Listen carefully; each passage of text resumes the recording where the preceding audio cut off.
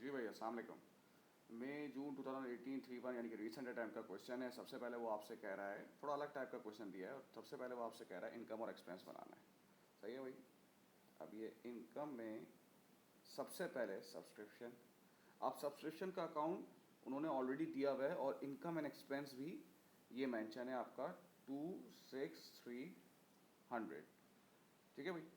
अब दूसरा, इसमें आप एडजस्टमेंट नंबर 3 देखें, वो कह रहा है the sale of meal to member during the year amounted to 21,500 and made a profit of 2600। तो प्रॉफिट हुआ है मील का 2600। अच्छा, ये जो एडजस्टमेंट नंबर 3 है बड़ी बड़ी इंपॉर्टेंट है, थोड़ी देर बाद डिस्कस करेंगे। अच्छा, inventory of food remain constant at 250, no purchases of food were made on a credit basis. इसको ज़रा भी एंड में आपको पता चलेगा इससे क्या होगा। और all receipt and payment for made through bank account, यानी कि क्रेडिट की ट्रांजेक्शन हुई नहीं है, सब कैश पर हुई है।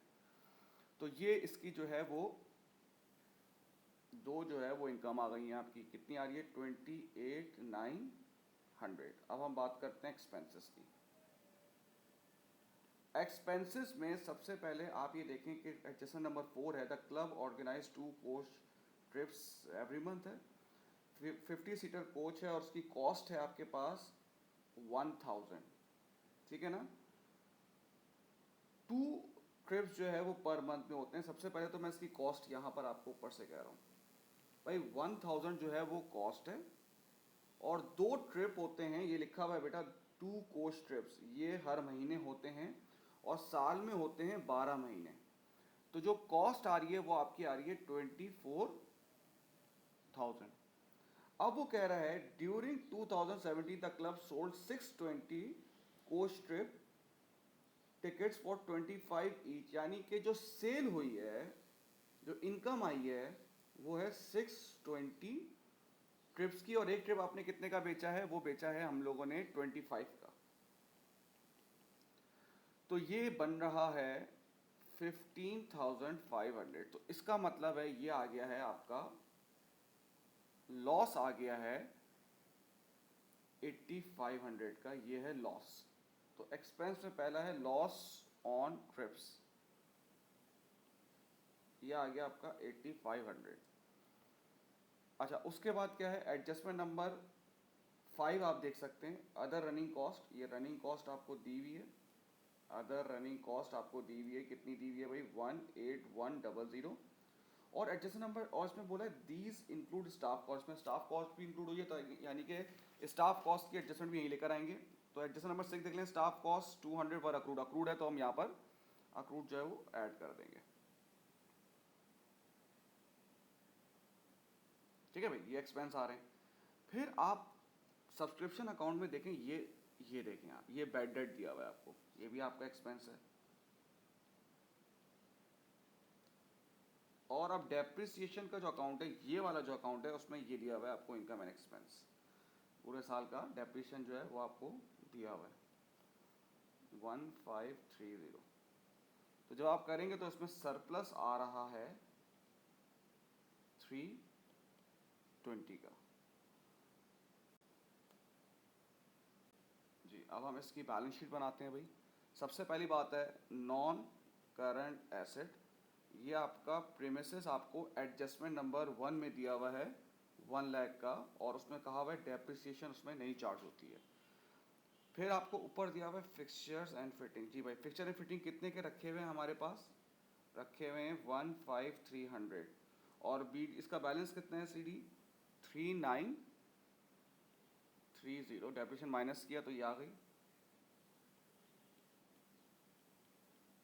अब आएगा करंट एसेट। करंट एसेट में क्लोजिंग इन्वेंट्री उसने बोला है कांस्टेंट है, ये लिखी हुई फूड रिमेन कांस्टेंट 250।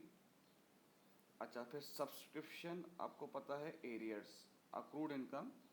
अगर आप ऊपर टी अकाउंट में बना दूं तो ये आपका इस तरह लगता है भाई ए पी पी ए।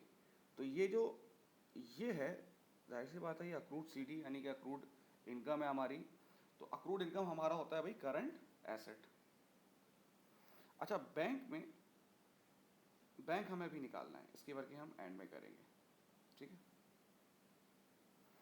अब एक्यूमुलेटेड फंड्स, ये आपको निकालने की ज़रूरत नहीं है। एडजस्टमेंट नंबर 2 में एक्यूमुलेटेड फंड दिए हुए 114850, ठीक है।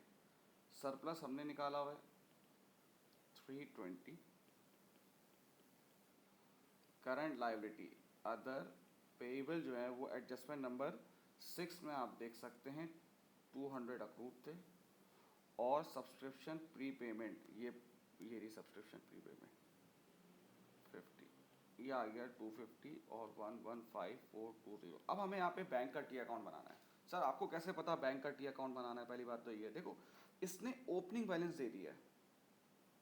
नॉर्मली आप देखें अगर ये बैलेंसेस होता तो वो ओपनिंग बैलेंस देता और क्लोजिंग बैलेंस में वो क्वेश्चन मार्क लगा देता। इसने ओपनिंग बैलेंस दिया है, इसका मतलब है हमें क्लोजिंग बैलेंस निकालना पड़ेगा। अच्छा, अब यहाँ पर एक चीज़ बड़ी इंपॉर्टेंट है, ये जो लाइन है, no purchases of food were made on credit basis और all receipt made through bank account, मतलब क्रेडिट की ट्रांजैक्शन नहीं हुई है। अब ये जो चीज़ है ना वो इसके लिए बड़ी इंपॉर्टेंट, जो हम बैंक अकाउंट बना रहे हैं। देखिए भाई बैंक अकाउंट में बना रहा हूँ, ओपनिंग आपको दिया हुआ है एडजस्टमेंट नंबर 2 में, डेबिट बैलेंस आ रहा है 4700, ठीक है भाई।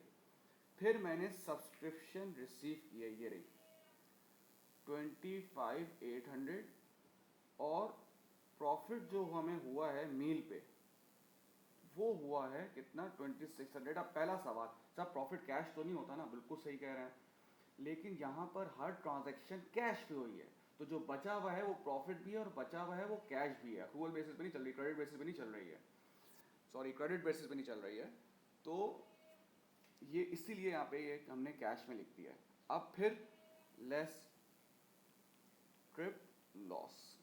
अब फिर नॉर्मली क्या होता है भाई, लॉस का मतलब अभी फिलहाल कैश आउटफ्लो थोड़ी होता है, लेकिन यहाँ पर हम क्यों उसको कैश आउटफ्लो में लिख रहे हैं, बैंक से लिख रहे हैं, क्योंकि हर चीज़ पैसों पे हुई है, कोई क्रेडिट पे नहीं थी।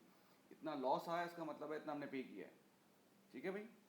फिर रनिंग कॉस्ट एडजस्टमेंट नंबर 5 में लिखा हुआ है कितना पे किया है हमने, 181,500, ये पे किया हमने, ठीक है भाई।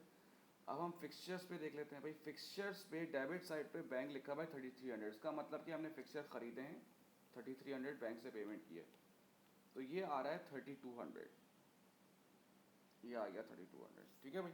ये आप देखेंगे तो उसकी बैलेंस शीट बन जाएगी। Thank you.